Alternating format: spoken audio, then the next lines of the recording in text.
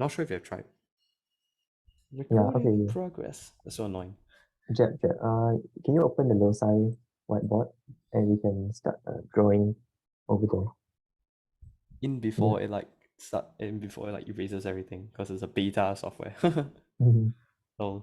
This is my friend's whiteboard. It's actually quite good. Oh, really? Jeb, Wait, who wrote realize it? this this uh this NUSI kid. Oh, okay. I like Yeah. what I like is that it actually gives you coordinates, which is kind of nice. Yeah, exactly. That's kind of nice, yeah. Jeb, do you want to start discussing about the Noether theorem?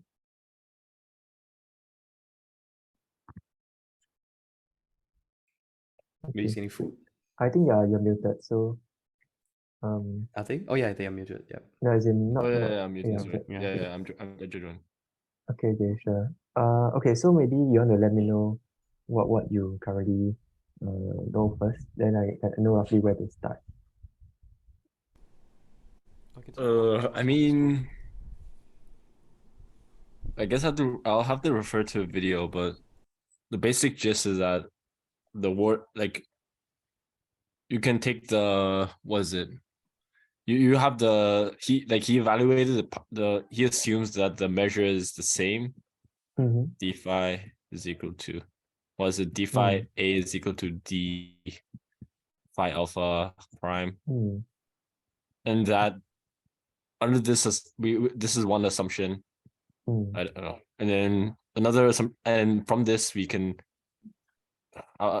yeah, he said that the path integral was the same, Right, yeah, right? sure. And then Okay, Ooh, measure. sure. Is it like the actual measure theory measure? Yeah, it is. Oh, nice, cool. Okay. Okay. I think if you don't have a tablet, it's fine. I can do most of the writing, I guess. Oh, writing Yeah. a mouse is pain. Let me just okay. So maybe where I can begin is I'll first talk about the classical Noether's theorem. Because I think that would going when we talk about the quantum one is more of a sort of it's essentially the classical one doesn't really hold in the quantum case. There's some extra terms that appear in the quantum case. But in order to understand the quantum case, which is the Watt identities, right? So the quantum case is the Watt identities that we're trying to understand. And in order to understand the quantum case, we need to first understand the classical case. Yeah, and I realized that if you have a strong understanding of the classical case, it kind of carries over to the quantum one. So shall we talk about the classical one first? okay, yeah. Yeah, okay, sure. So maybe if we begin by a very uh, minimalistic example, if we just have a single particle that is not in a potential, right? So the action is given by time derivative, time integral of this guy, and all the Lagrange equations, right, which tells me d over dt equals to um, this over dq, right? The right hand side is equal to 0 because there's no q dependence, and the left hand side is equal to uh, mq dot dot, right? Because we differentiate, this 2 goes down, yeah. So this is just ma equals to 0. This is just saying that the particle goes in a straight line, and it makes sense because there's no potential, right? So q is a function of time. Yeah. At any point, if I'm being ambiguous, just stop me. So q of t is the is the 1D coordinate of the particle. So this is the particle in 1D. So in this example is a particle in 1D with no potential, no V of Q. Okay, so far? Yeah. So one thing we can notice is that this MQ equals to MQ dot double dot equals to 0.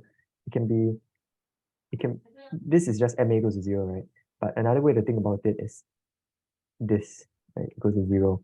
In other words, this is momentum. This is what we call momentum, P, and dp over dt is 0. So momentum is conserved, right? This is just classical mechanics. Can so far? Yep. Yeah. Okay, then let's move over. So we can see that how we got momentum conservation conservation of momentum is we solve the Euler-Lagrange equation and we obtain this differential equation, which tells us momentum is conserved. So what if we add in a potential? What if we then it turns out that the Euler-Lagrange equations, V of Q, so the Euler-Lagrange equations, right, become there's additional, now the right hand side of this Euler-Lagrange equation is no longer zero, right? The right hand side is, the left hand side still stays the same, mq double dot, but the right hand side is now equal to partial v minus partial v over partial q, right? Where v of q, it can be any general function. It could be v of q equal to half kq squared. That'll be a harmonic oscillator and so on. But in general, let's keep v as general as possible. Yeah, then in this case, there's a momentum is no longer conserved, because if we take the left hand side is d over dt mq dot, but you can see that it's no longer conserved. So what is conserved is if we multiply both sides by q dot of t. So I'm going to try to, if we multiply both sides by q dot of t, then we can actually observe that something is conserved. What is the thing? Is actually going to turn out to be energy, kinetic energy. So I do this equals to minus dq dt, dq dt. Right. The right hand side looks a lot like a chain rule. So the right hand side can be written as minus d over dt of v, and the left hand side can be written as it's actually d over dt of half m dq over dt squared. Right. So the 2 goes down, you apply the chain rule. Yeah. Okay so far. So the left hand side equals to the right hand side. We rearrange that. That gives us conservation of energy. Right. So this is what we're familiar with in classical mechanics. This is the energy. So from these two examples, what do we gain? We see that we essentially obtain some conservation relation purely from the Euler-Lagrange equation. Right. There was no mention of Noether's theorem over here. No mention of symmetry. We just did Euler-Lagrange equations, and we massaged it a bit with a bit of hindsight, or a bit of observation. We actually massaged it into some conservation equation. Right. This is somewhat doable for simple cases, but it gets more complicated when we want to talk about bigger systems. So for example, when we start talking about for example, the 3D, let's say Lagrangian equals to half m x double dot squared plus y double dot squared plus, sorry, not double dot, single dot squared, right? Time derivative, all of them squared. This is just half mv squared. And if we throw in a potential v that depends only on the radius, where the radius squared is x squared plus y squared plus z squared, then we can actually do the Euler-Lagrange equations again. And we actually, if we do Euler-Lagrange, right, we massage it again, we massage it into something, we'll actually get d over dt of essentially the angular momentum. We get three equations satisfying. So this will be L of z. So there'll be x y dot minus y x dot equals to 0. This will be y z dot minus z y dot equals to 0, and the last one will be z x dot minus x z dot equals to 0, right? So these are this is packaged nicely into dl over dt equals to 0. And these actually arise from the Euler-Lagrange equations, right? Every conservation equation can be derived from the Euler-Lagrange equations with enough effort and with enough guesswork. But it can get challenging, especially if it's not something that we are classically familiar with. For example, in the what is less well known is that there's actually a for the Kepler's law, right? When you're talking about what are these kind of the inverse square law? When you have an inverse square law, right? There's a conservation of angular momentum, conservation of energy. But what's less well known is there's actually a it's Laplace Rouge. There's actually a Laplace Rouge lens vector that is also conserved. Yeah, and this is only this vector is only conserved in the case where there's the inverse square law. It only occurs when inverse square law when we have a central force that is inverse square law. So it's only for inverse square. Whereas for conservation of angular momentum, it applies for any central force. So so what we need over here is we need a framework. We need a framework to derive conservation laws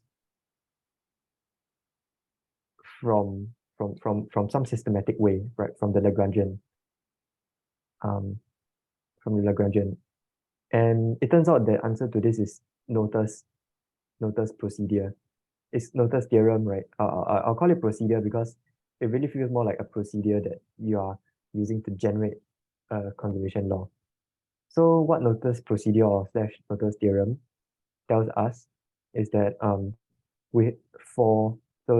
here comes the punchline, right? For every continuous symmetry of the Lagrangian, we have a conserved quantity.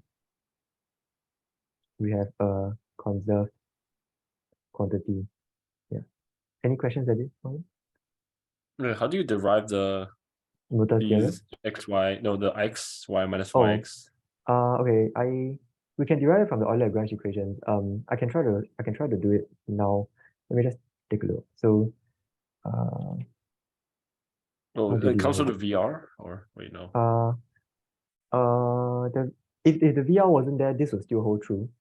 Um, uh, this is okay. I think it's clearer if I just derive it.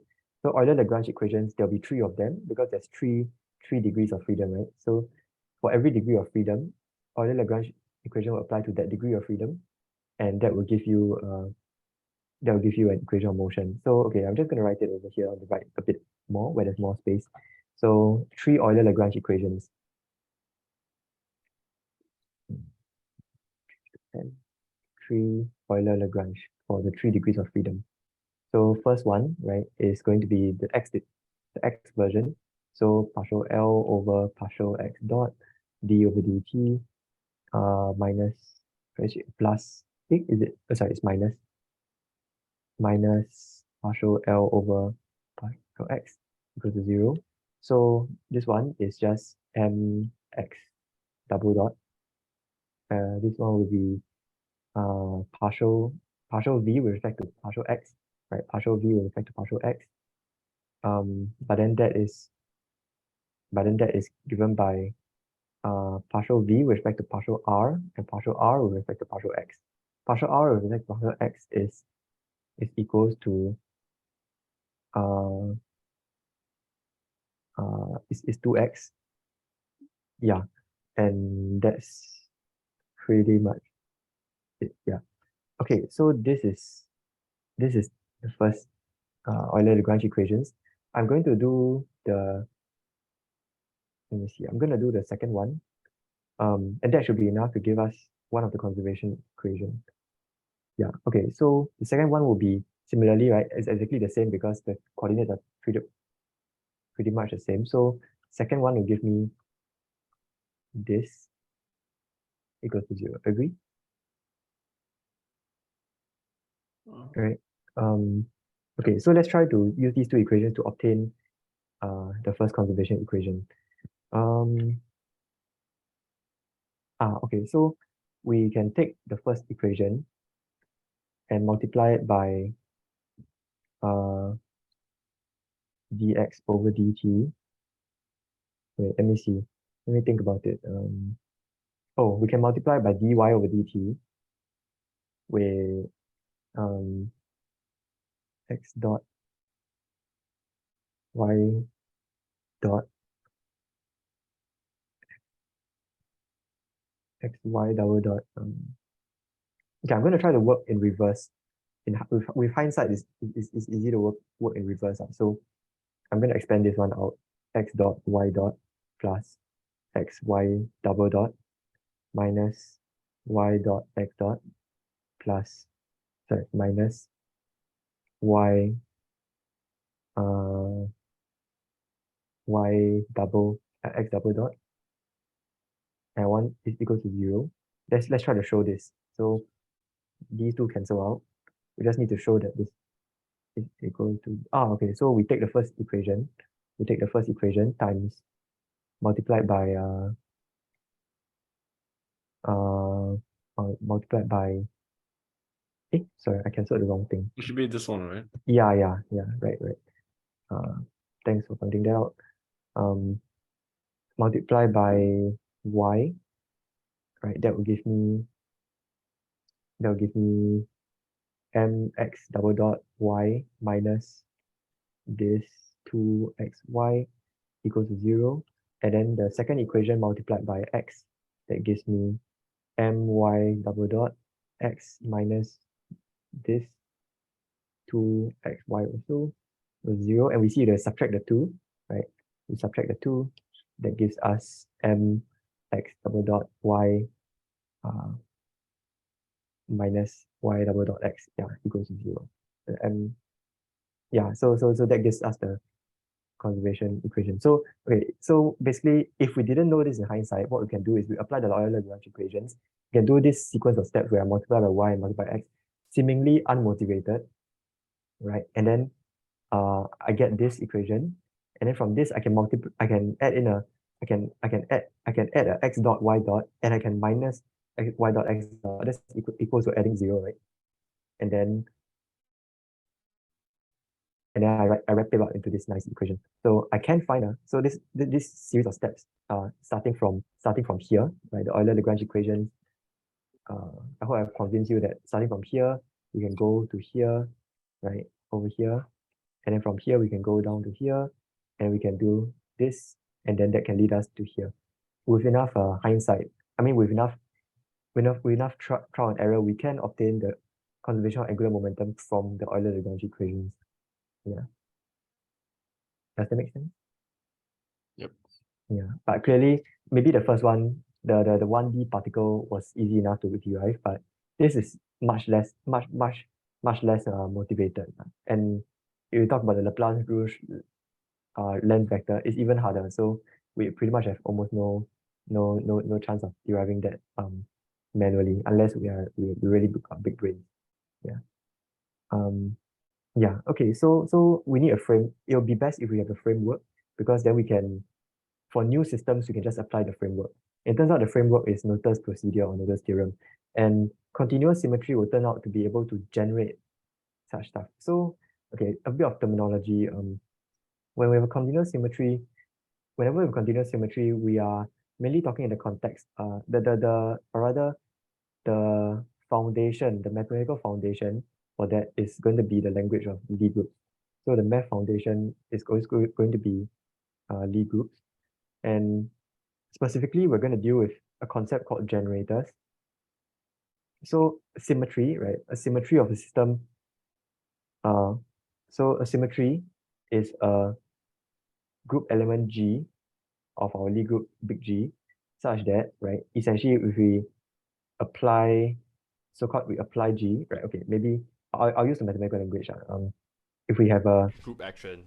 correct, group action, we have group action of this Lie group G on the Lagrangian L.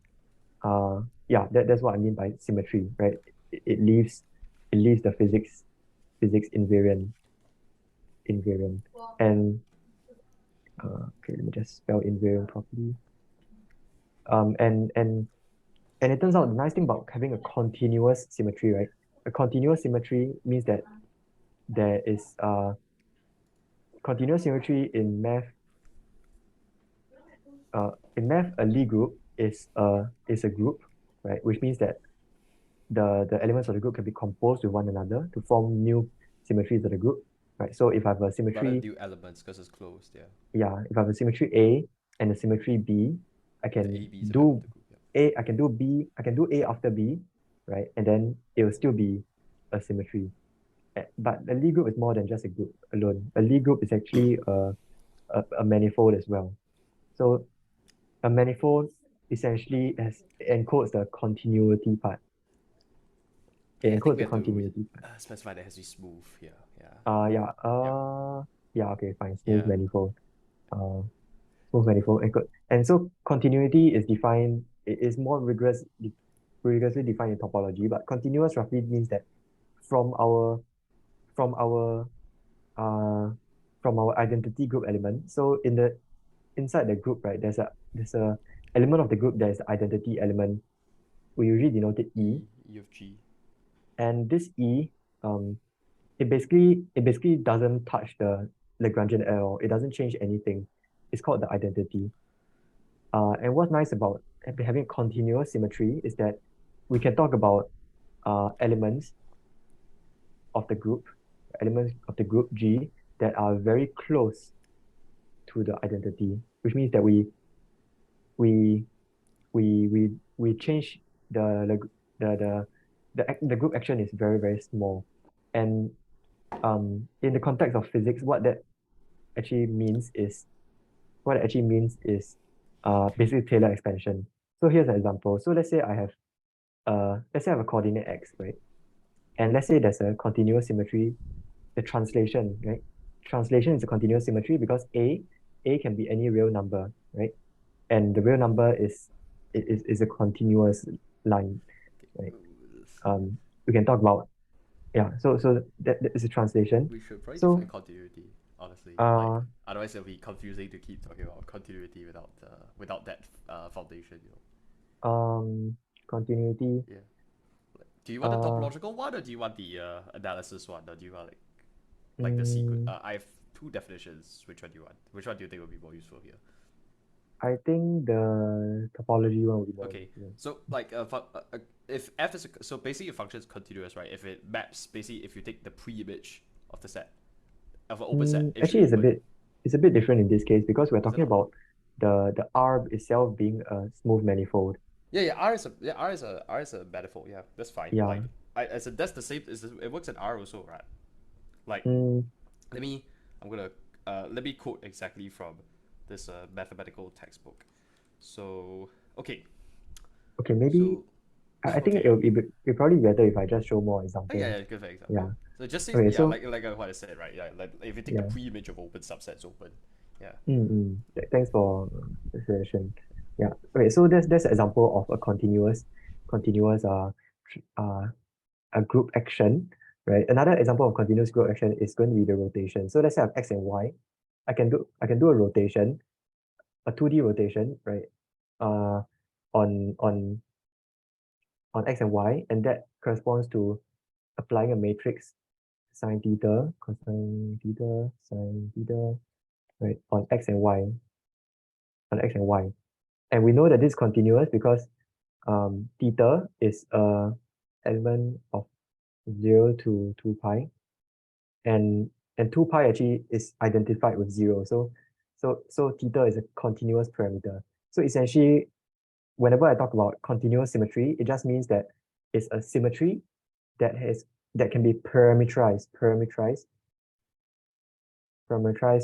by a continuous parameter. And this continuous parameter means that yeah, it's basically a parameter that's element of a subset of the real line. Yeah. So that's This what is I so mean by unrigorous. yeah, in the context of physics, this is all we I need, right? guess that's fine. Yeah, Yeah. continuous parameter. So whenever I talk about continuous symmetry, just think of it as parameterized by a continuous parameter, and continuous parameter means subset, right? Not subset, sorry. Uh, uh, uh, uh, interval, right? Interval there's an interval, continuous interval. You can go anywhere in Connected, yeah, between. just It's a line. It's a line that you can choose any value in between. Okay, so these are the cases where this parameter has one parameter, but you can also say that a continuous symmetry is parameterized by a few parameters. So for example, if you talk about x, y, and z, right, then you actually have the Euler angles, theta, phi, and psi. Yeah. So these will be the Euler angles. So we have seen three examples over here. One is the 2D rotations. It turns out this is SO2. That's the name of the group. There's another one which is okay. Thanks for putting in the chat. Okay, yeah. Another one is SO3, right, which is the parameters for Euler angles, and the last one over here is just R, I guess. Yeah, the Lie group R. All of these have the similarities in that they are parameterized by continuous parameters. Okay, what's nice about this is that why is it useful to have a continuous parameter? Is because we can talk about elements close to the identity, which means that roughly speaking, right, A in this case is we want A to be small, right? A to be very small. Over here we want theta. For SO2, we want theta to be very small. And for over here, we want all the parameters, theta, phi, and psi to be very, very small. And what happens when it's very small? What can we do? What can we do is very small. We can do a Taylor expansion. So f of x, right? It'll be mapped to f of x plus a, right? So this is so above here we have the translation acting on the coordinate, right? This is translation acting on coordinate x. But over here we have a translation, the translation group, right? Acting on functions, f, right? Functions f which map translation group, but whatever, that's fine. Sure. Yeah. Acting on That's fine. functions Just f. continue. Sorry. And what is nice about this is we can Taylor expand. So this becomes f of x plus a of partial. Okay, so I'll just write the derivative. Right, sorry. Yeah, and then this is plus a squared over 2 d squared over dx squared. But in the case where, so we take the limit, right? We are interested in this limit. So the higher order terms, You can just kind of drop them, yeah. Yeah, so we write this as a dx f plus o a squared. Okay, then now this is where the Lie algebra comes in. So remember that the entire symmetry group, right? This is a Lie group, right? SO3 is a Lie group. SO3, SO2, all of them are Lie groups. Then we always hear about generators. Generators are Lie algebras. So generators are Lie algebras. But what are generators exactly? Generators, in this case, the generator would be the derivative. This derivative over here. We don't count the a in because the a is a we don't count the a inside. So d over dx, we call it a generator. We call it a generator of what? It is a generator of translations. Okay. Yeah. So how about this other case where for the rotation group? For the rotation group, if we do a Taylor expansion, right? F of x for any function f of x, y, right? It gets mapped to f of the rotated, right? Rotated x and y. Yeah, it get mapped to the rotated x and y, which means x. Okay, I'll just write it out. X, y sine theta, x sine theta minus plus y cosine theta, right? And we do a Taylor expansion, right? Around theta equals to 0 again, right? Previously we Taylor expanded around a being 0, right? A being 0 meaning x, if x maps to x, right? Where if x maps to x plus a, but if a is 0, then that's just an identity. In this case, the identity is if theta is equals to 0. So in that case, if Taylor expand, we get x theta minus y and x theta and x. Wait, sorry. X minus y theta. X minus y theta and x theta plus and y plus x theta. Yeah, y plus x theta. Okay, so now we can Taylor expand to first order f of, so it's a multivariate function. So if f of x plus y plus this will actually be derivative with respect to x, d over dx, but there's a minus y theta over here. I'll write it as theta y of f evaluated x and y, and then last part will be plus x plus theta x d over dy f of x and y, right? This is just Taylor expansion of this. Taylor. If we see this, right, then we can actually observe that this can be written as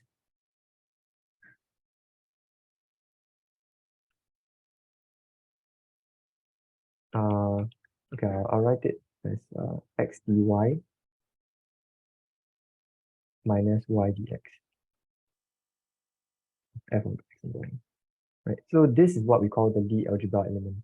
This is what we call the Lie algebra. This is an element. This is a generator, right? The generator of rotations, of SO2 rotations. And if we try out the last example, SO3,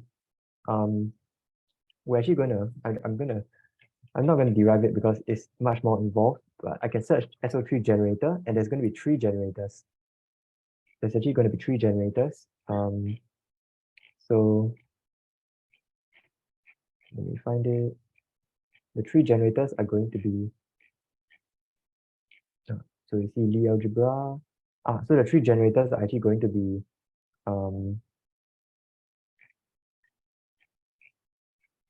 yeah, it's these matrices over here. So okay, it's not a matrix precisely. Let me just so I'm referring to the Wikipedia because so I don't need to derive all the entire structure, but wait, let me find.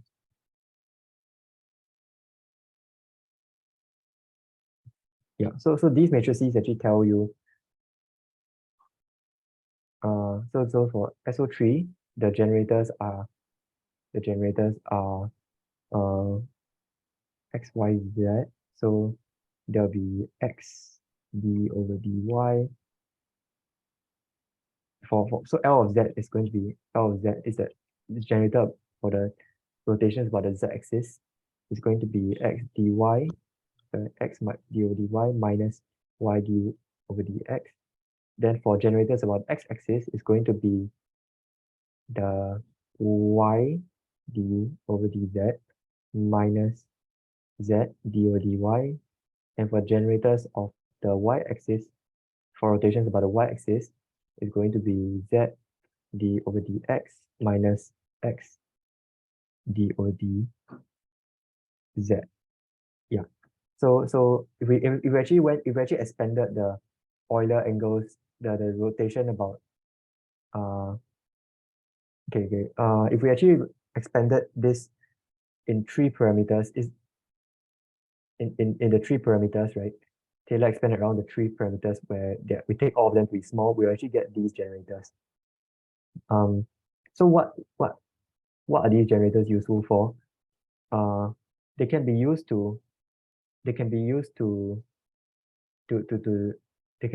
in Noether's theorem to generate conserved quantities. So yeah, let's see why now. Okay, so a small aside, if we have the generators, is it possible to recover the entire Lie group? So the generator is actually interpreted, the Lie algebra is actually defined as the tangent space of the Lie group. So if this is the entire Lie group, it's a manifold, so it's some smooth surface. You can imagine it's some smooth surface. Let's say this is the origin, right? The generator is actually the tangent space, right? We call it TE of M, right? This TE of M is the Lie algebra of my Lie group. So it's a tangent space. There's a way to make all of this rigorous in the theory of manifolds. Which Yeah, of course will not be covered.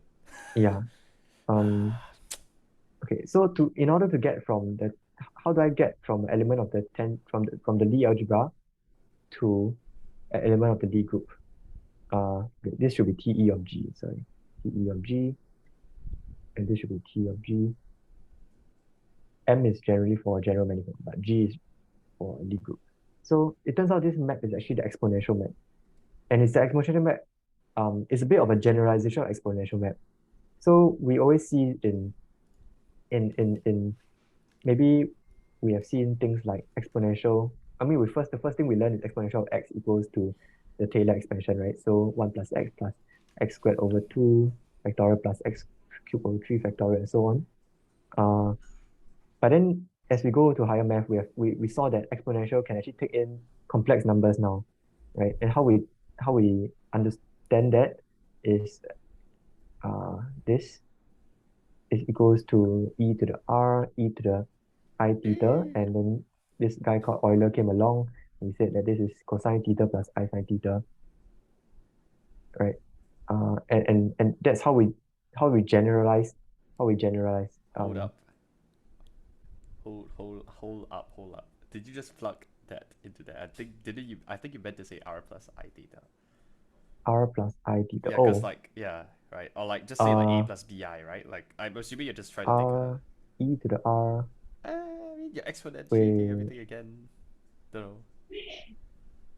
Oh, I kind of confused, right? Because yeah. okay, Don't you okay. mean like A plus Apologies. BI? Yeah. Yeah. Um. Like just some arbitrary complex number. Okay, okay. Yeah. This is my bad. Yeah. Sorry. Mm, yeah. I exponential of I theta. Okay, fine. I'll just say this. Yeah. Just take it like an imaginary case. Yeah, that's fine. Yeah, you can. Yeah. You can see Wait. Walter Wooden's real complex analysis for first page for the Okay, definition. fine. Yeah, I think you're right. I'll do r plus I theta. So Yeah, that's this fine. is Yeah. r and theta are real numbers. Yeah. Thanks for pointing that out. Mm. Okay, then we if you have seen some of the quantum mechanics note, the the notes start putting in matrices. So you start seeing things like um theta of a matrix. Yeah, this is the cursed one. Yeah. Yeah, it is a cursed one, but it's justifiably cursed. So if we do this, then people say that, oh, it's we expand it, right? Any matrix to the power of zero, that's the identity matrix. So that is the identity matrix like this plus theta of well, I'm pretty sure there's a I. I need to put an I in, I believe. Yeah. I don't think you can just Yeah, okay, I'll exponentiate put in an things. I Yeah. because if not, Mm. I don't think it's very nice. Yeah. So people do this, right? And then they say it's I theta squared over 2, and then this matrix squared, Yeah, that is pretty cursed. and then they continue on and so Oh, that's far, cursed. so long. Right. This is actually very similar to this is actually a generator for SO2. Oh, I So just noticed. actually to be more precise, the I theta the generator includes the I part. Yeah. So this I of this matrix is actually the generator of SO2. So what it means is that the element of the generator, okay, the Lie algebra, this is actually a vector space. The Lie algebra is a vector space. And what do you know about vector spaces is that we can add multiple vectors together. We can add multiple vectors together. We can scale them. So by multiplying theta, right, we're actually scaling the element of that vector space. And so this exponential map takes in a vector, right? In this case, the vector is theta is a scale, the scaling. We scale up the basis vector. So this is the basis vector. So this scaling is actually a component. Yeah. So this inside the exponential, this is actually is just a vector. And um if we multiply all of these out, right, it will actually give us cosine of theta minus sine of theta, sine of theta, cosine of theta. Yeah. I'm not sure whether the plus or plus and negative sign will actually be over here or here, but it's one of them. Yeah. So yeah. There So should that be an I, right? no, I don't think so. Because yeah, Mm, there might, I think there might be a, if you do the cos theta plus I sin theta form, then wait a minute, let me think about it. So I one minus. there should be cos theta identity and then I sin theta the poly or the that generator. Oh, right. Yeah, you're right. So this is actually okay. So this is minus I sine theta. Wait. So you're saying this is cosine theta identity plus I and the poly I sine theta and the Poly Y. poly Wait, no, y. just without the I, yeah. Oh, without the I. Are we using Oh, generator as in so like cyclic group generator or like just the poly y doesn't have an I anymore. I think so. Yeah, but yeah, you can absorb it. Right. So it looks something like right. Okay, thanks for pointing that out. Yeah, this makes sense now because expanded to first order, it looks like this. Yeah, thanks. So, uh, yeah, okay. So, so, so the upshot of this is that Lie algebras are Lie algebra is a tangent space of the Lie group at the origin. Sorry, at the not origin, at the identity element, and the tangent space is a vector space, right? And the vector space tells me that I can scale the vectors up. I can I can add vectors together, and every vector will map to a Lie group element. This map might not necessarily be uh this map is homomorph is a if you add okay this map is uh I'll not make any claims about the properties of this map, yeah, but i- in the case of in the case of let's see what this map is. in Oh the yeah, that case is a of homomorphism. Yep. one generator, we can do something like this.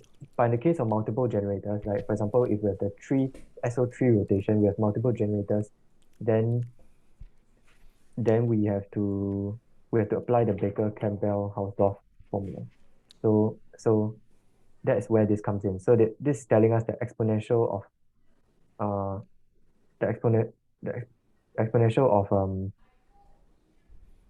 You are it's right. basically It is a telling us that homomorphism. for Actually, non-commutative elements in the Lie algebra, they the exponential rule does not immediately follow. You need to do a bunch of these, and these square brackets are commutators or they are the Lie bracket, right? So one thing I didn't mention yet was that um the Lie algebra is a vector space, but the Lie algebra is not just a vector space, it's endowed with a special structure called a Lie bracket.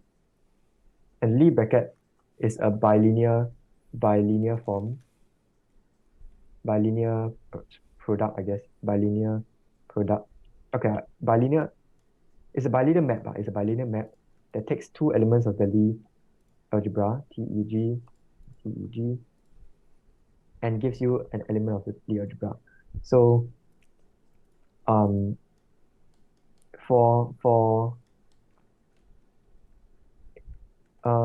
for some for some representation of the Lie algebra, this is the commutator. Um, yeah.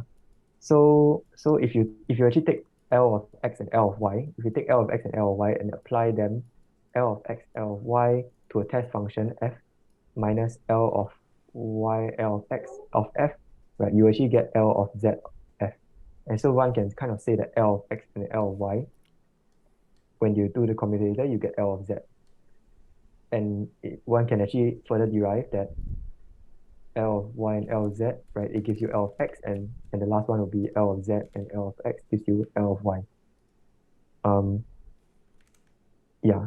To some Uh, factor, right? sorry, Up up to to some some factor. factor. Yeah, I Yeah, think there might be two maybe. yeah, there might be a half or two somewhere around. Yeah, thanks for pointing that out. Okay, okay, that was a bit of a elaboration on the Lie algebra. Okay, let's go back to Noether's theorem. Yeah. So Noether's theorem, it allows us to generate conserved quantities by using the Lie algebra. So if by using infinitesimal translations.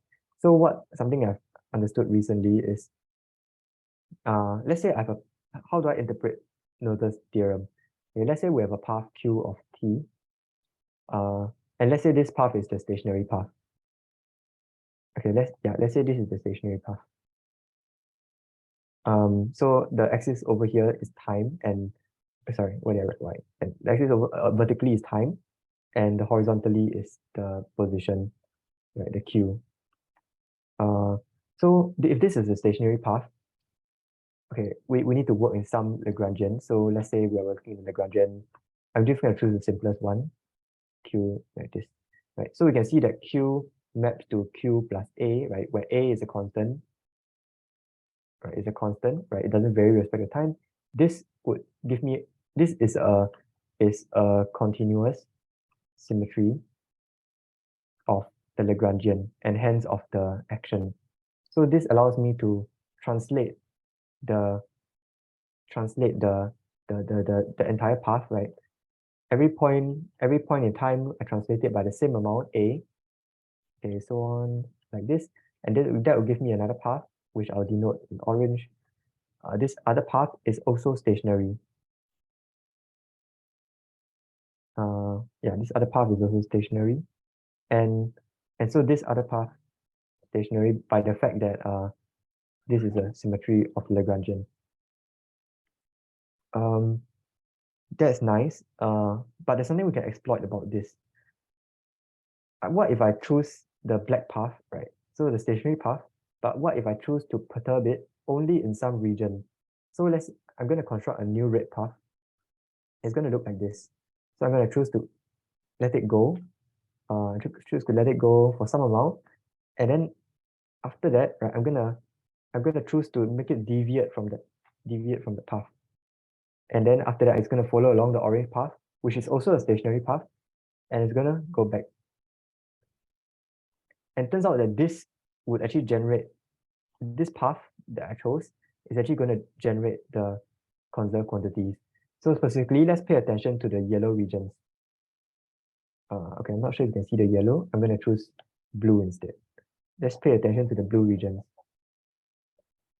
So what we do know, right, is that the three red regions, right, this path is stationary. And stationary meaning, yeah, this red paths, the red paths, they are stationary, meaning that they're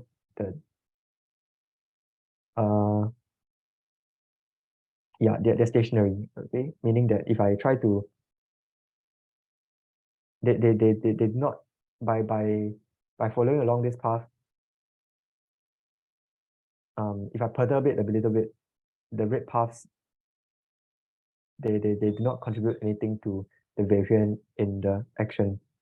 But how about the blue paths? The blue paths are not stationary, right? The blue paths are not stationary. Not stationary. However, I claim that the blue plus the red path, right? It must be the action of the blue plus the red path must be equal to 0. So that's using the fact that this is a stationary path, right? When I say it's stationary path, meaning that it is the action S doesn't change in value with respect to small perturbations. With respect to small perturbations away from the black path. And if we move if the green perturbation, right, is a small one, if it's a small one, then that means that the blue plus the red plus the blue plus the red plus the blue plus the red, right, that must have the same action. So the new path, right, the new path that we have constructed, the new one, which is the red and the blue path, has the same action as the original black one. Yeah. So yeah, so from this, because the red one doesn't contribute any differences, right? The red one doesn't contribute any differences to the okay, so what I'm trying to say is that we take the new path action as the new path S minus the old path S, right? And because on one hand, right, because the old path is stationary, plus the fact that our perturbation A, our green perturbation, is small, right? And small meaning, because the old path must be stationary with respect to small perturbations, any small perturbations could be any perturbation, not just the green one at this local region.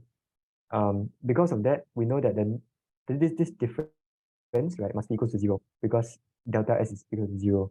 And on the other hand, right, we know that the only difference between the new path and the old path's action is the blue part, the blue part's contribution to the action. So that implies that the blue part's contribution to the action is equal to 0. So that implies that whenever when I do this transition, right, between the black path and the orange path, there's a bit of so-called like flux going into the action, and when I transition back, there's a bit of flux leaving this this region of sorts. That's how I interpret it. So I kind of think of it as flux in over here and flux out. Flux meaning in this case, flux meaning contributions to action. And this blue region, the contribution to action, is going to turn out to be the conserved quantity, because what we know is that we could have very well chosen any other perturbation. So when I have this path, right, if I chose a perturbation like this, if I chose okay, I'm going to choose a different color. If I chose a purple perturbation like this, right, so it follows, then it goes back.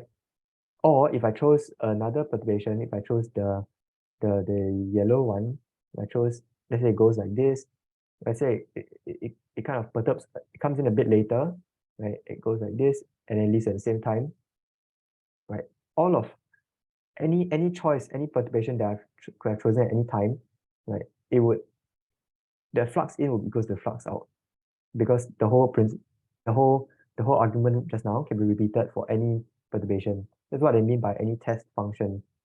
So in this sense, right, this so what are we doing exactly mathematically here is that mathematically we are this q to q plus a, right? Q is a function of time, right? So previously we had this q of time equal to it gets mapped to q of time plus a. That would correspond to translating the entire path, right, by a constant amount. But what if I want to say that I only want to translate a certain region of it, right? What if I want to within a certain region, right, I only want to perturb a small region of it, then that will actually correspond to upgrading this a, right? Previously a was a constant across all of time, right? Now this corresponds to upgrading a to be a function of time as well. Yeah, so this a of t can be any, right, any perturbation. In this case, in this case, I chose it to be this linear ramp up, and then it follows that path in a constant amount, then it linear ramps down. But we could have chosen any other A, and so that question, right? We've done this. So this argument over here on the left, the diagrams, that was a motivation for doing this upgrade, right?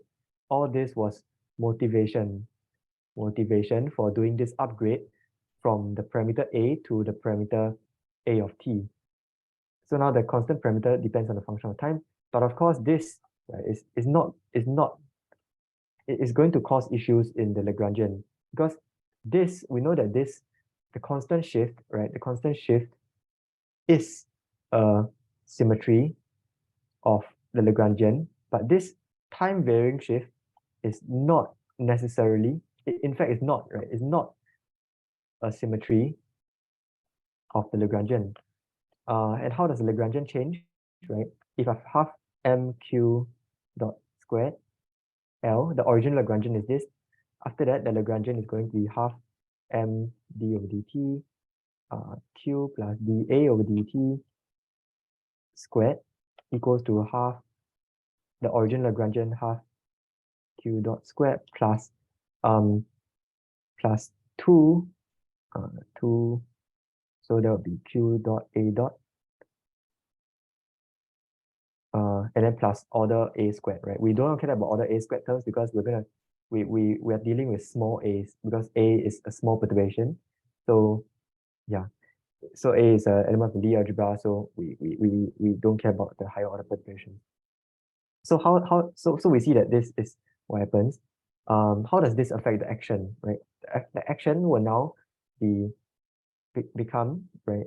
The action will now become f prime, which is the integral of dt L prime, and this action would change by how would it change? This action is going to change, is going to be the original action, plus integral of dt mq dot a dot, right? And this component, right? This part, this region is actually, right? In the case, right? If I take a look at this term, let's examine this term. Let's examine this term. How do I want to examine it? I want to choose a particular. I want to choose a of t that is going to be a piecewise linear function. Piecewise function that is initially 0, right? I essentially want to emulate the ramp function, the small thing like this.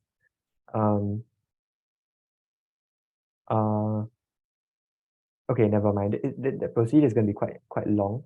I've done the procedure to show that it does in fact reproduce the Noether's theorem, but okay, so sorry. Let's not examine it, because I don't think I think it's too much work for too little results. But it is a good sanity check. What we are going to do instead is we're going to integrate by parts. So this A, right, we're going to integrate by parts of this dA over dt. So it's going to be minus mq dot of A at the boundaries.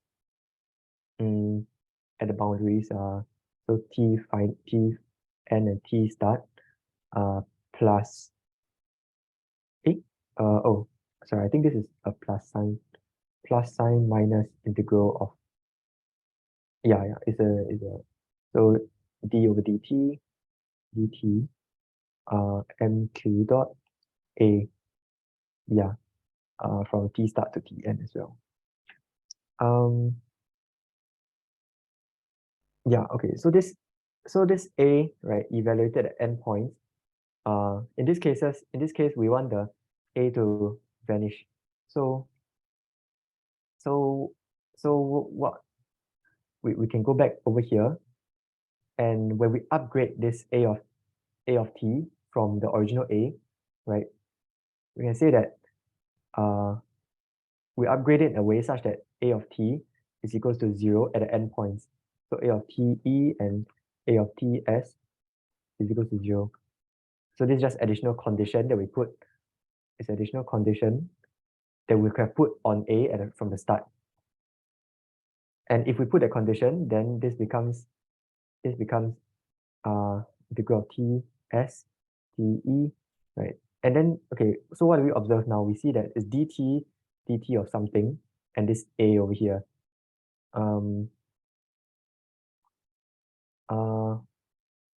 Yeah, so because A could have been any function, okay, okay, A could be any function, right? A could be any function, and if A is in any function, then any A that we plug into any A that we choose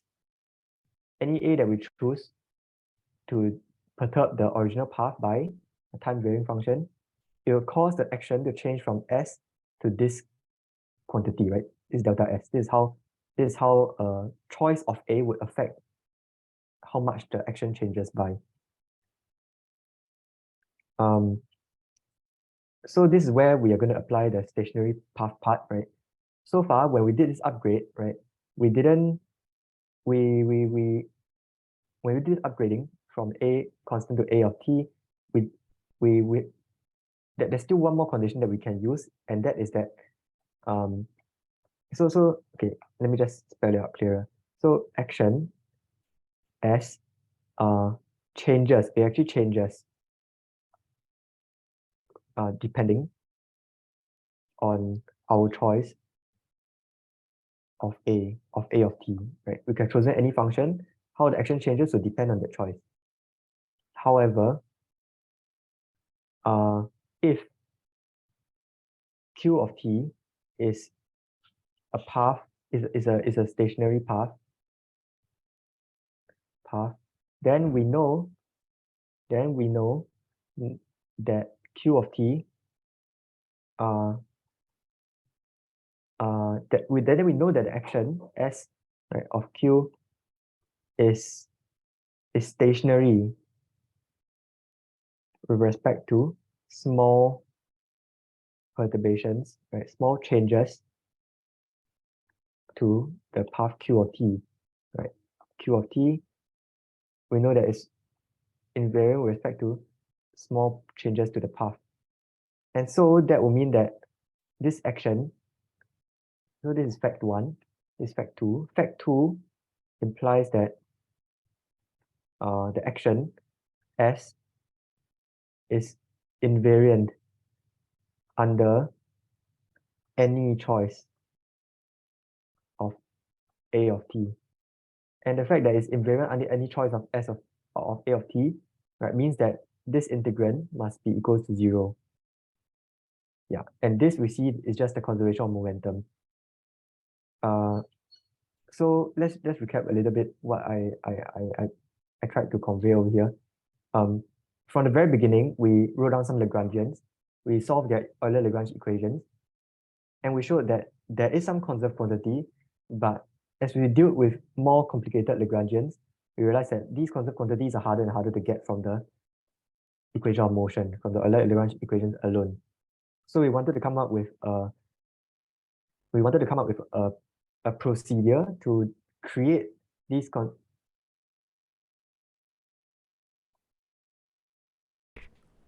Dude, I think your sound cut out. Yeah. Something went wrong. I think I got locked out. Oh, your phone? Wait, this is a bit weird. I can still hear you. Can you guys see my screen? Yeah, I can see your screen and hear you. Yeah, we can see it. Yeah. Oh, they told me I signed out. Oh, okay. that's kind a of bit strange. Yeah, that's kind of strange. That Never is mind. really strange. Yeah. Okay, sorry. Fine, let's continue. Okay. Anyway, where was I? I said that we wanted to come up with a procedure to create these conserved quantities, and this procedure is going to make use of the Lie algebras of the continuous symmetry.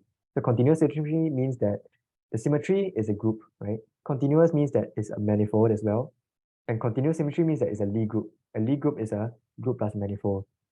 What's special thing about Lie groups is that with this additional manifold structure, you can define tangent spaces at the identity element, and elements of this tangent space at the identity element is precisely, right, elements of the Lie algebra, which in physics we call generators of the symmetry. We went through a few examples where we did translations and how it affects functions, right? We did rotations and how it affects functions as well. And we see that the number of generators you have, it depends on what kind of symmetry you have as well. SO2 and the translation, we have one generator. SO3, we have three generators. In general, we can have a lot of generators. And how many generators we have for the continuous symmetry, that's actually called the dimension of the Lie algebra. Right? And the dimension of Lie algebra can be proven to be equal to the dimension of the Lie group. So yeah. So okay, then from this Lie algebra, right? Lie algebra is it's essentially a small symmetry of transformation, right? It's a generator. It does something very little bit, right? If you pile many generators on top of one another using the exponential group, if you apply the generator many times, right, that's essentially using the exponential group, and that will give you a finite transformation. Yeah. So using this generator, let's say we have a stationary path, a black stationary path for the particle, right? We can use the generator to push parts of the. Okay, so the first thing was that we wanted to motivate, right? Okay, the Noether's procedure is essentially saying that if we have a generator like this, right, I want to upgrade it to a time-dependent generator where A is now a function of t, right? A is a function of t, but this seems really unmotivated, right? And usually people, in most of the texts I saw, they just say A becomes a function of t, and then do a bunch of math, and then the bunch of math would turn out to show that some quantity is conserved. But in order to motivate that, right, the main motivation is that if we have a stationary path, we put up parts of it. The red paths, right, they're following along some stationary path, so they don't contribute to the change in action. However, the blue paths, they are ramping up from one stationary path to another, right? That part is not stationary, right? A path that's stationary would just follow along the existing path that it was on. But transitioning between two stationary paths, right, is not, it actually changes the action. Yeah, so this change in action, right, it cause a change in the action, and the contributions to change in action, it only comes from the blue parts. However, if our original particle is following a stationary path, we know that is robust. It doesn't, the action of that path doesn't change when we do small perturbations. It can be any perturbations, and one of the perturbations include this special perturbation, red and blue perturbation that we did. And so we know that this red and blue perturbed path has the same action value as the original old path. And because we know the red parts do not contribute to any change, and only the blue parts contribute to the change, so the blue parts, right, must sum to 0. So if we look at if we define a linear ramping function and work out the math, it actually turns out that the inflow, right, it is a positive sign and the outflow has a negative sign. Yeah, because we do the function will look like a piecewise linear function. The function a of t, right, as a function of time would literally look like this, right? Where this is a small epsilon that we want to use, and we actually take the limit that epsilon goes to 0. So it's a piecewise linear function, and if we do the thing, it can't. I really interpret it as a kind of flux in and out. And the flux being the contribution to the action. So this in and out must be equals to. So this in and out must cancel out, and because we can have chosen any other path, that we can move the blue path, we could have chosen to start the blue path a little bit earlier, right, or a little bit later. That implies that the quantity, right, this small time dependent perturbation, it can help you generate this conserved quantity. And how do I generate the conserved quantity? I do the math where I upgrade the a to a function of time, and then because the change in the action, right, must be 0, so I know that this part must be 0, and that's how I derive a conserved quantity. Yeah. Any questions at this point in time before I talk about higher dimensions? Okay. So that is for the time. That's for one parameter time, right? But we're doing in the context of field theory, especially QFT. So it'll be more. So what is it in higher dimensions? So okay. So now our Lagrangian, right, becomes now a Lagrangian becomes so for example we have scalar field theory. Let me try to recall. Okay, one scalar field theory is this, right? And this is invariant under. Okay, let's deal with. I think I'll use the example of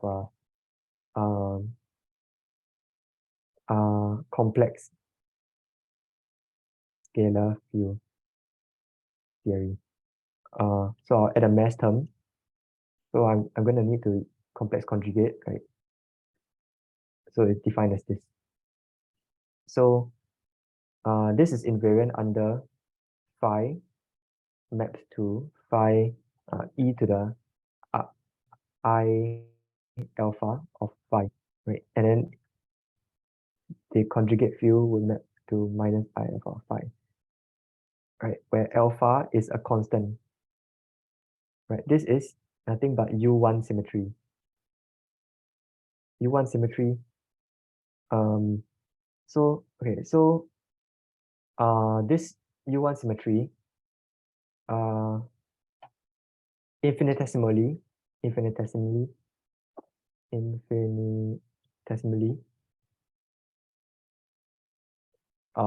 e to the I alpha is approximately R1 plus I alpha, right? So this is the U1 symmetry, but now we're taking the Lie, the generators, right? Generators or the Lie algebra, right? We want to do small perturbations because the action, right? For a stationary path, the action is only invariant with respect to small perturbations. Large perturbations, not so. So it's invariant with respect to these small perturbations. So the next procedure would be to upgrade alpha of t. To upgrade alpha, right? Upgrade to become time dependent alpha. In this case, I don't just want it to be time dependent. I want it to be dependent on all space-time locations, right? So this is t and x and y and z, right? Or I can abbreviate it as alpha of x mu. Yeah. So this would change the Lagrangian in a certain way, right? Lagrangian now gets mapped to a new Lagrangian half. So like this 1 plus I alpha, alpha being a function of space time. Okay, this like this phi bar. Okay, this is supposed to be a minus sign. Minus sign. This over here 1 plus alpha, 1 plus I alpha of x phi. And then the mass term doesn't change. Okay, so this is now, if I work it out, is alpha, is the original one, the original Lagrangian, right? Half m squared phi bar phi, but there's additional terms now, right? And that comes from the product rule. So minus, okay, so there's half minus I partial this phi plus alpha partial phi.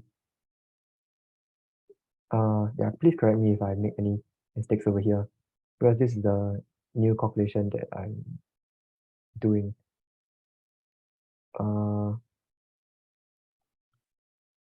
Plus half. Oh wait, half of that. Okay, I'll just is a multiplication.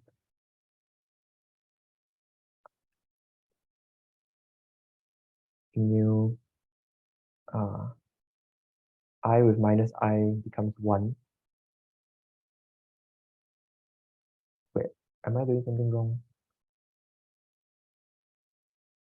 Okay, I'm feeling like I'm getting something wrong. This guy, this guy, this guy, this guy, this guy minus I. There's a 5 bar over here. 5 bar. Okay, then yeah, okay, this is fine. This is fine. Phi alpha, phi plus alpha of phi. Yeah, okay, this makes sense. So this is just the original Lagrangian, but how it changes is that, oh, okay, so this I, there's a factor of I, then there's a factor of I as well, so that becomes 1. So half, oh wait, I'm only interested in the, okay, this is, okay, I'm pretty sure this is, this, okay, I get, the right hand side doesn't make sense because, the right hand side doesn't even make sense because it's, I'm expanding in terms of alpha squared, which I shouldn't be doing. So let me just cancel everything out. Sorry for that. So that expands in terms of,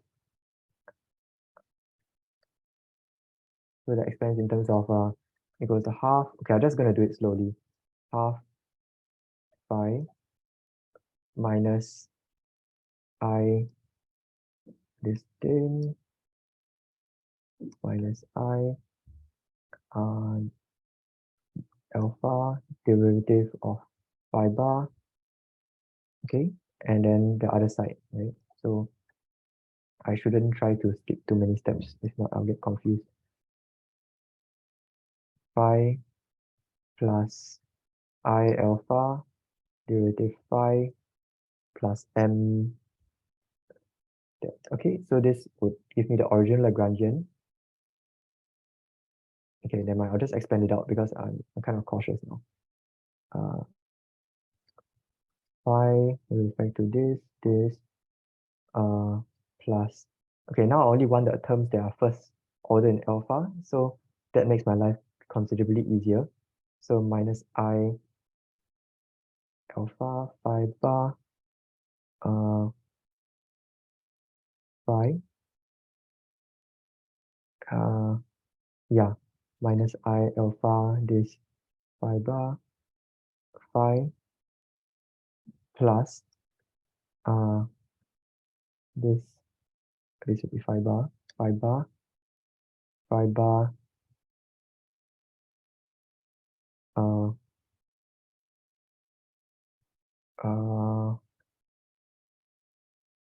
phi bar, then there will be I L this phi plus lastly, right, last term phi bar I alpha phi. Okay, so this entire thing plus m plus the m term. So this gives me the original Lagrangian minus I o minus I'll just do a plus I over 2, right? And then this becomes derivative of alpha minus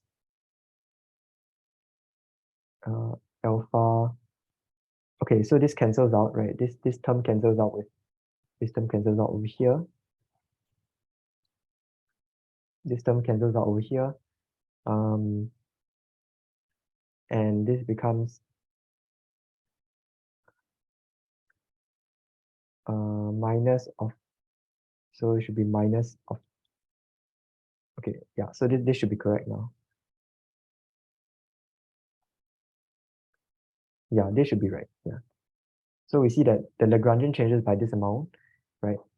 And this term is dependent on alpha. Something nice that we see that I didn't mention originally is that this term that depends on alpha, right, dA over d, this term that depends on dA over dt, we see that if A is constant, right, then the action doesn't change at all. So it recovers our original symmetry. So if alpha here is constant, then the Lagrangian doesn't change at all. Yeah.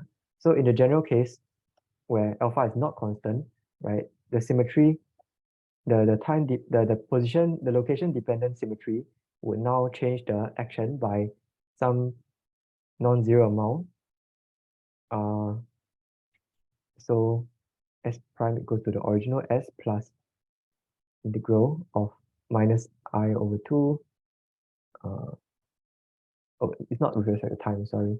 It's back to d4x chi alpha phi bar phi like this. And so this, right, if we say that if we say that the phi is stationary once again, then that must imply that, right, s prime must equals to s, right? The action must not change. So we integrate our parts again. That will give us, that will imply that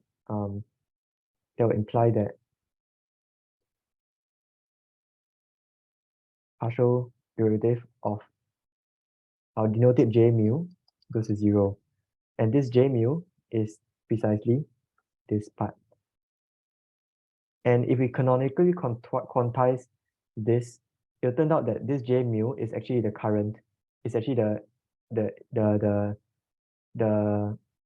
it's actually the number of the charge. It's actually charge conservation, right? So it turns out that if we canonically quantize, right, after canonical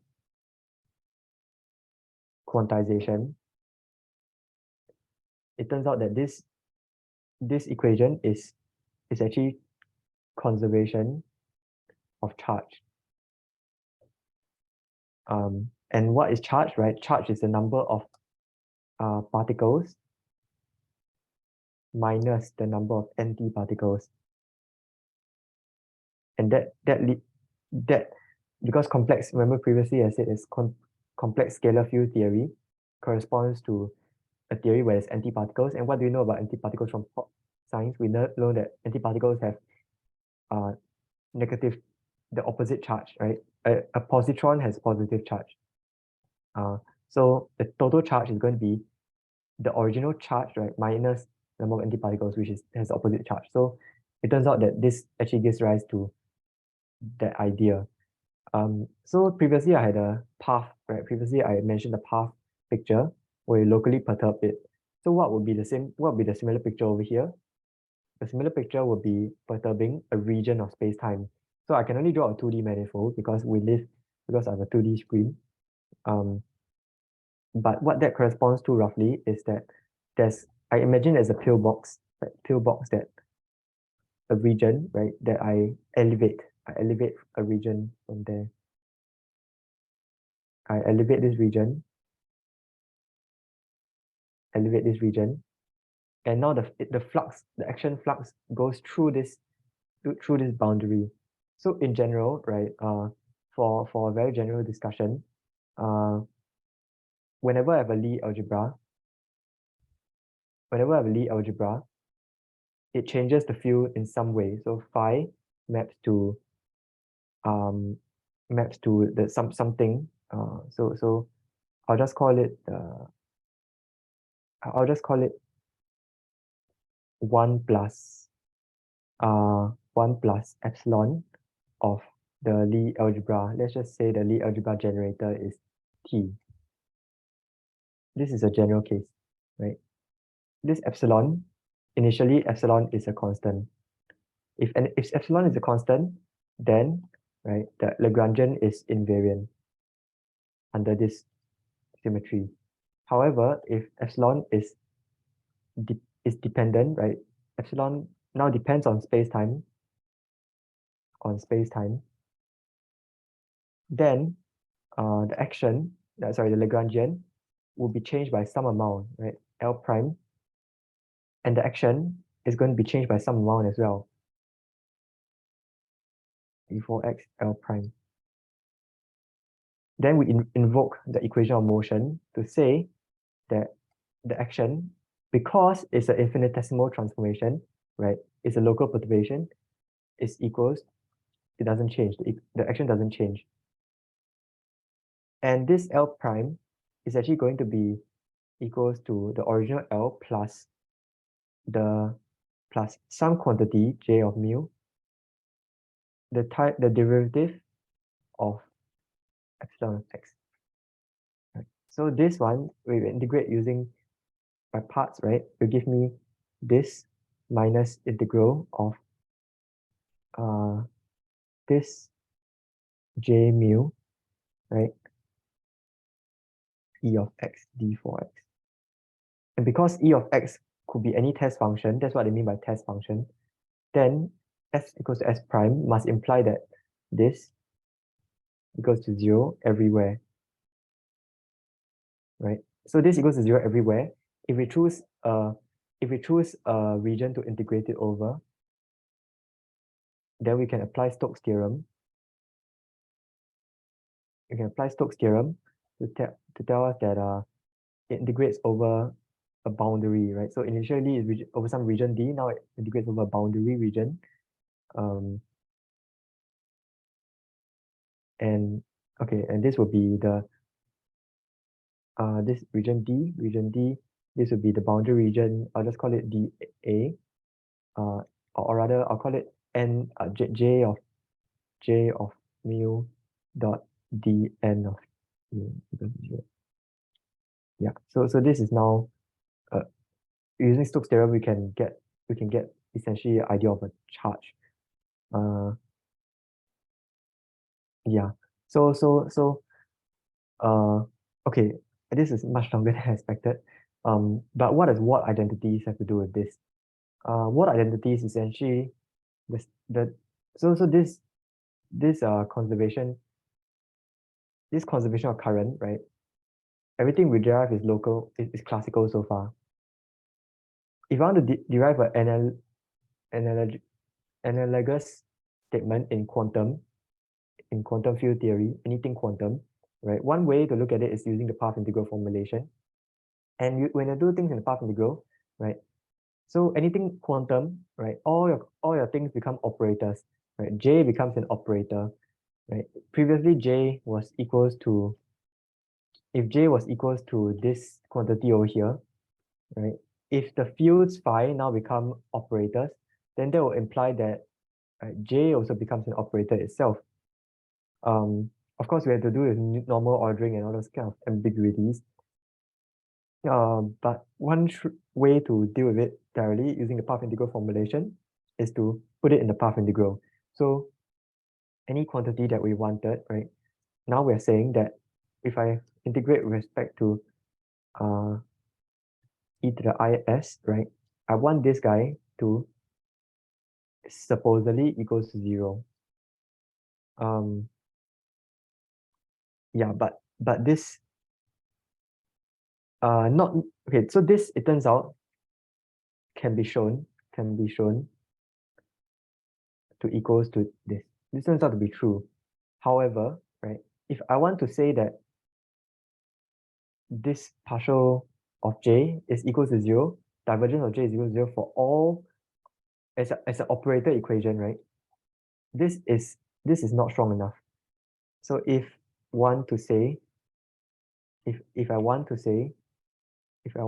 that this is equals to 0 as an operator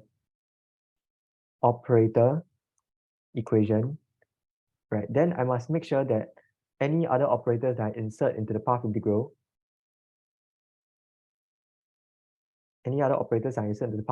let's say I insert a phi, or insert could be any other thing, could be a partial of phi, right? I'll denote them with a general O, O1, O2, and so on. And at any locations I insert them, X1, X2, and so on. I need, right? If I want to say that it's equals to 0 as an operator equation, I need to say that it's 0 in the path integral. But this turns out to be generally not true. But this is generally untrue. Because yeah, and how this is untrue is precisely what the Watt identities are. So the Watt identities will look something like okay, so the path integral gives you the time ordered correlation. So in other words, d phi of e to the is of any operator a and so on, a, b, c, and so on, right? This will give me the time ordered correlation function a, b, c, right, and so on. And each of these a depends on some space-time location, right, x1, x2, x3, and so on. Where 0 is the vacuum state. So in the end, right, through some derivation, which I'm not going to present because I'm not super confident that I'll get it right as well. But through some things, you actually get that if I have a bunch of insertions at x1, and so on, right? x1, x2. Okay, I'll just include another one to as an example. If I have a bunch of insertions, that actually corresponds to there's actually some terms that are proportional. Okay, I'm not sure of the details, so I will not make any claims, but there's actually some terms that are proportional to the delta functions. Right, some terms over here. I think there might be correlations. I'm not super sure. Some correlations, delta x minus x2, and so on. I think the way the Iqbal derived it was like he had like two of them. functions, like psi A, psi B. Right. And right. I mean inside there should be d psi A and then like x1 and then psi B x2, and then for the bottom it should be like psi A x1 and then psi B d delta psi B x2. Right. Yeah, like psi A cell psi B or something. Delta. Yeah, something along that line. But does this formula? And then the IJ, and then that's IJ. The left side should be the IJ. The current. The current is equivalent to the right hand side. I see. IJ, like, as in there was a factor of I. No, as in the left side. Like the left side, there's like a current, and then that's equivalent to the right hand side. Maybe I could try to check. Yeah, okay. That's pretty much all I have to say about word identities. I do not want to say anything that I'm not sure of. Yeah. Do you want me? Do you want to do some discussion now? I think you had some question about the time ordered correlation, right? Yeah. Let me check. Time ordered.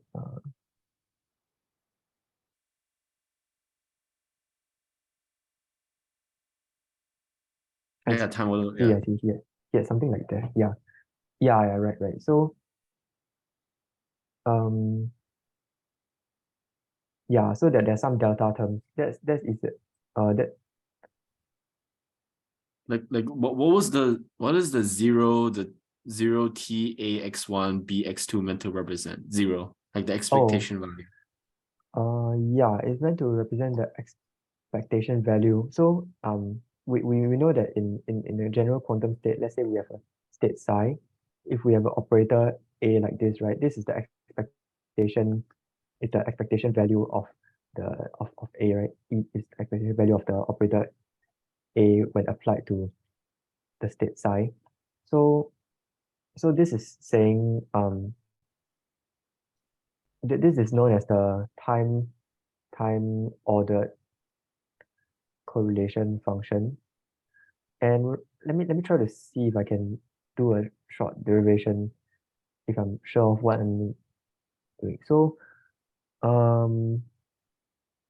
when you have so let's go back to quantum mechanics, right? We have some initial state qi and ti, and we want to the initial state should be on the left. So we have some initial state qi and ti, right? We want to evolve it using the time. Wait, is the initial state on the left or the right? I think on the right. Yeah, it should be on the right. So so the final state is qi. The final state is q. Okay, the final state is qf and tf, and then we want to evolve it using some time that goes from Ti to Tf Q of T, Q of I, Ti. This is something we in quantum mechanics, one particle quantum mechanics. And we can the whole idea of doing the path integral for derivation is that we want to split this time evolution operator into many pieces. So we want to do T of we essentially want to do a lot of pieces, right? U of delta T and so on, all the way until, and we want to make it increasingly fine. Qi Ti. And it turns out that if we do this, right, then what we can do, because U of T, right, U of T is equals to e to the minus I h of t, right? So if t is small enough, if t is small, then this can be expanded as 1 minus I h t. Yeah. And so this becomes a bunch of 1 minus I h t. So this is Q. I'll stop putting the F over here. I'll just put a final state F. Final state F, and then this becomes a bunch of 1 minus I h t and so on. 1 minus I h t. So this is and this is the initial state I. So what people will do over here is that they'll insert a bunch of resolution identity. So 1 is equals to integral of all the dq, right? dq. This is a resolution identity, but for each, they're going to insert a bunch of these ones in the middle of all the time evolution operators.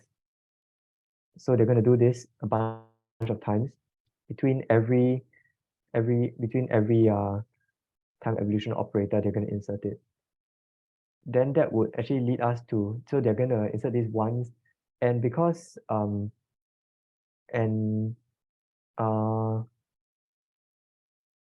they're going to insert a few ones, they're going to insert a few in the momentum basis as well. So yeah, I believe they actually insert some in the momentum basis. So okay, I need to really check on the derivation, but they insert a bunch in the momentum basis. And what they show in the end is that this is actually an integral for all wave functions.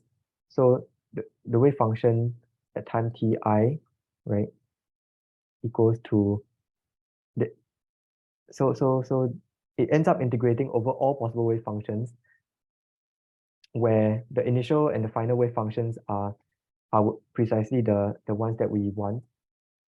So the boundary conditions are the states that we want. Q of t, I would do yeah, the states are precisely the ones that the initial state and final state are this. Integrate over all functions, all wave functions, e to the I s, where s is the Lagrangian of the wave function. So what it corresponds to is if I have some initial state, denoted by a point, right? So this is the space of all functions, all wave functions. Then this is some initial state I, and at some later time t, all of these are slices of Hilbert spaces, right? So the space of all wave functions is a Hilbert space, right? H. All of these are their own Hilbert space. At each of them, each time slice has their own Hilbert space. And this is F, right? The final state.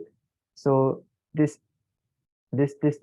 path integral over here is, it finds all the possible paths in this, and it weights each one of them with e to the is. And this will be the, what's the term? This will be the quantum amplitude, amplitudes are probabilities, right? And I can't seem to write L there. Amplitude of the quantum amplitude, yeah. Okay, this roughly tells me the probability of transitioning from this initial state to the final state. Now what if I want to, okay, so what if I, let me think how I can introduce the operator insertions. Okay, so what if so one interpretation, one picture that you see in high energy physics is when I have the space of all initial states, right? They denote the path integral as some surface, basically referring to this, right? Then they'll say that I want to insert the operator at a particular time, slice, I'll just call it T1. They'll insert the operator at the time slice T1. And now it turns out that this path integral, so when they do this, they're saying that I want to insert the operator O at a particular point in time. Or more generally for field theory, it'll be a particular point in space. Yeah. Okay, I'll just do time in this case for quantum mechanics. So operator in time. And they might even insert more operators. So O of T2, right? O of T2. And generally any operators that we insert, right? It corresponds to computing this path integral. So in this case, the initial state is still some I, initial state I. The final state is still some final state I. So this is going to calculate, right? It's going to calculate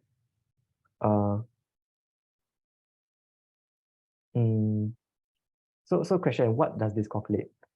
In the case where, let's do the one operator insertion case, right? In the case where one operator insertion, we can do something called in the appendix of Polshinsky, in appendix of Polshinsky's book, they actually say that this any path integral can be split into two.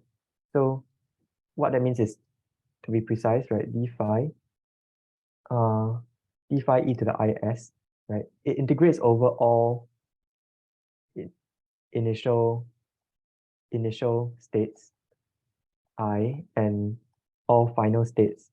Sorry, not, it doesn't integrate over all the states. Sorry, it integrates across all the possible wave functions, the path of all wave functions with these boundary conditions. But this can actually be split up into something. So if you think of all the paths that start from here and end here, from I to F, right? State I to state F, they all go through at some point in time, right? They are all some element of the Hilbert space at that point in time. So what this allows us to do is it allows us to split up the path integral. So we're saying that at time t, so this is d of phi at some particular time. We're just going to call it t1. Okay, the Hilbert space at t1. T1 at t1. We're looking at all the space of all. This is an integral over all the possible wave functions at a particular time t1. And then now my path integral will have two path integrals. There'll be one path integral that goes from the initial time ti, right, equals to I, but however, it now integrates into time t1. The boundary conditions are now t1 equals to that psi of t1. So yeah, it equals to that psi of t1. So okay, maybe this is a bad notation. I'm just going to call it d psi middle, right? Psi middle. And then e to the is of psi. So d psi. And then there's another path integral now, right? That goes from that t1 equals to psi of m to the final t, f equals to the state f, d psi e to the is. So this is the time splitting technique. sorry, not time splitting, it's a path integral splitting. Path integral splitting. Yeah, so you split the path integral into, this is basically saying the sum of all paths starting from I and goes to F, right, is equals to trying all the possible points in the middle, right? Every path starting from I going to F would cross this time slice at some point in time. Let's try all the locations. Then essentially it becomes the sum of all paths from I to that point, right? To any one of these, to each one of these points, multiplied by the path from that point to the final point. So now I'm adding a checkpoint in the middle where the path integral can take a stop and choose one of these psi m's. Yeah, and that's owing to the fact that the exponential is e to the I s e to the I two actions, right? SA and SB that can be split up as e to the I SA, e to the I SB. So the total action from any path from I to F is equals to the action from I to, sorry, is equal to the exponential of action from, so any path e to the is that goes from essentially s from I to F equals to s from I to the middle plus the action from middle to the final state. So plugging that into here, that's why we see this path integral splitting up. So what that allows us to do right now is that when we insert an operator at time t, I, let's say we insert the phi operator, the wave function, right? So phi is the wave function. Then this operator is an operator, right? It's an operator. And that means that I can split it up into the intermediate phi m's, right? So I can do the initial ti equals to same thing.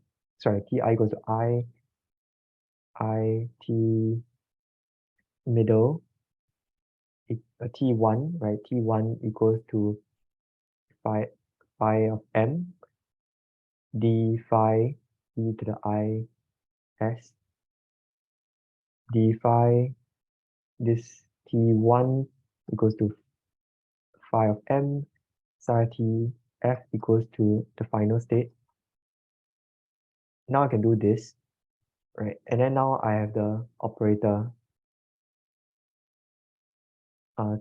t1 that I inserted. And what is nice about that is that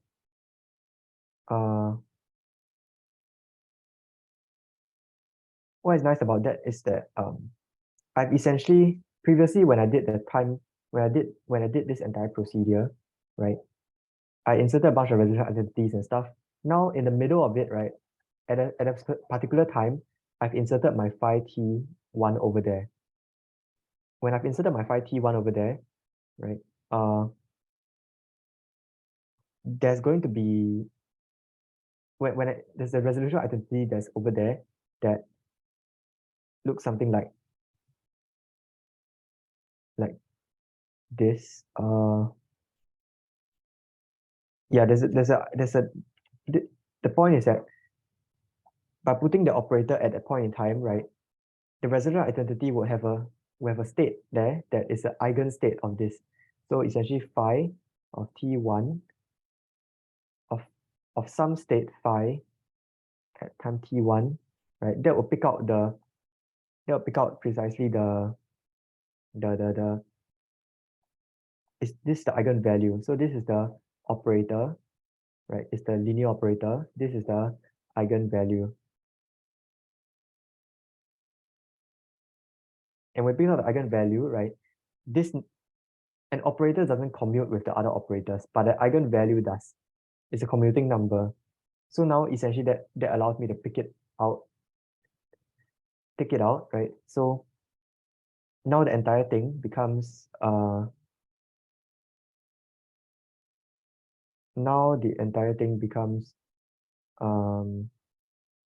by inserting the operator into the path integral, I've successfully calculated the initial state, phi of t1, and the final state. Yeah, so this is known as the correlate, the time, the expectation value. Yeah. And what if I insert multiple operators? If I insert multiple operators, right? If I insert multiple operators like over here, then any path that goes from I to F is going to hit one of the earlier operator first. And then it's going to hit the later operator. And then eventually it goes there.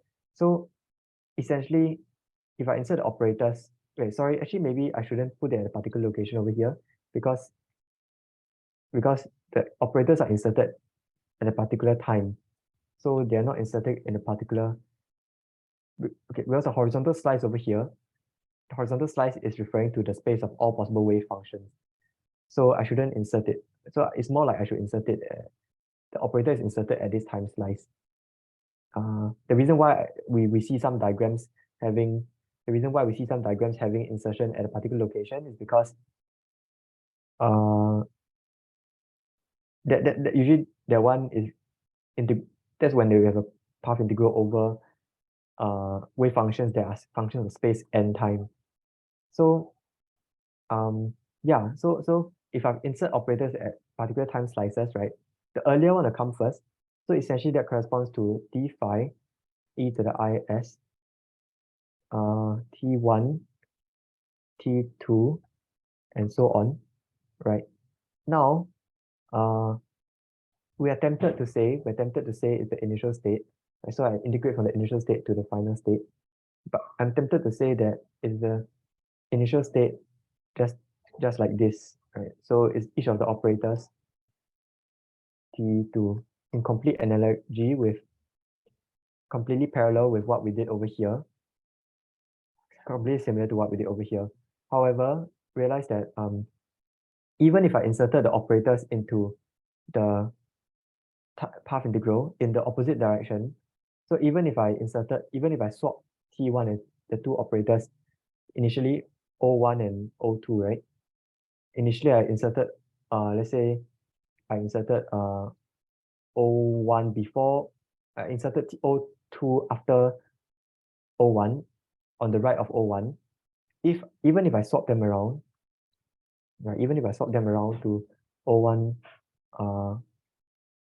to have O1 to the right of O2, right? Even if I swap them around, I'm still going to go to the earlier one first, right? Yeah, even if I insert them in different, so inserting in different order, any order, in fact, any order into the PI, into the path integral, would still make the state, right? Any state that I was integrating over, it will still meet the earlier one first. So that actually prompts me that I must insert a time ordering operator here, right? And the time ordering operator would essentially order all the operators such that O of T1 or O of T2, right, is split into cases where if T2 comes earlier, right? Sorry, I mixed it up. This should be the final state, and this should be initial state. So the initial state is going to hit the earlier operator first. So if T2 is less than T1, right, it should come to the right. It should be on the right because if I want I to hit it first. If T2 comes later, if T2 comes later than T1, then I want to put it on the left. So essentially time ordering of operators, right? Operators are always inserted at particular time slices in the path integral. Time ordering would say that if I write T of that thing, it means that I actually want to order it in respect to time such that the earlier ones come to the right. And the reason why the earlier ones come to the right is because the initial state, which is on the right, is going to, when its time evolves, right, when I insert a bunch of U's, into the correlation function, right? Remember that in deriving the path integral, I insert a bunch of U's all over the place over here. If I insert a bunch of U's, I want the time evolution, right, I to evolve to the earlier one first, then evolves to the next one in time to the left, and it goes until it hits the final one. So that is why the time evolution operator is there. And inserting them into any order in the path integral, it doesn't affect, it doesn't change the order of the operators in here because the operators in here are time ordered. Whereas in the path integral, it just corresponds to inserting them into the picture into the yeah. So that's why the T is there. Yeah, sorry if it was a bit convoluted, but that's what I understand about it. Yeah. I hope that helps. Yeah, if not, it's actually getting a bit late. Is there any You other don't questions? say. Yeah. Okay. If not, I think probably that's all for today. That's fine. Yeah. Okay, thank you. Thank you. Thank you. Yeah, I hope that my explanation has helped in some way or another. Yeah, okay, thanks. I'll try to touch up. I'll try to contribute a little bit to your side as well. Maybe I'll add a bit of explanations. Okay, yeah, I'll try to type up tomorrow, everything tomorrow. Okay, thank you. Have fun. Yeah. Have a Okay, nice for the afternoon. report, do we Yeah, need sure. to do too much? I don't think not. We just I Yeah, guess recap. yeah, more or less. Yeah. As in for the report, or Yeah, yeah, sure. Are you able to handle report as yeah, mentioned I can do previously? report. Yeah, I sure. can just Then recap. I then can recap. yeah, that'll be good. Yeah. Um, yeah. Thanks. If not, I'll see you on Wednesday. Right. See you, man. Thank you. Thanks. Bye. Bye. You. Bye. Bye, Robert. Bye bye.